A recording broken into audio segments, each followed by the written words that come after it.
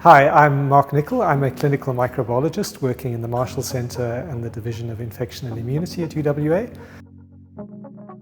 My work focuses on microbial ecology in health and disease in humans, and really what that means is trying to understand how the bacteria, viruses and fungi that colonize our body surfaces interact in health and disease. And so I guess there are a couple of stages to that. The first stage is just understanding how they interact in healthy states to maintain balance or equilibrium in these sort of fairly complex communities.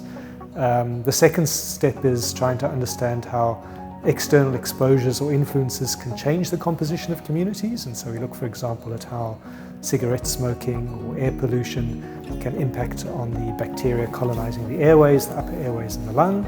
And then thirdly, trying to understand how imbalances in these bacterial or microbial communities lead to disease.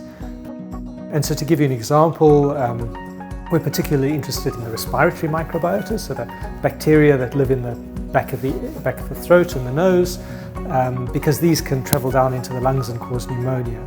And one of the big projects we have looks at how the balance of bacteria in the back of the throat is maintained, the type of exposures that influence that, and the things which lead to respiratory disease in young children, such as pneumonia or asthma. Another project that Grace is working on looks at the bacteria present in human breast milk, and there we're trying to understand whether changes in the composition of the bacteria in human breast milk influence the composition of the breast milk, so the nutritional composition of the breast milk, and also whether that may in turn influence breastfeeding outcomes and child growth.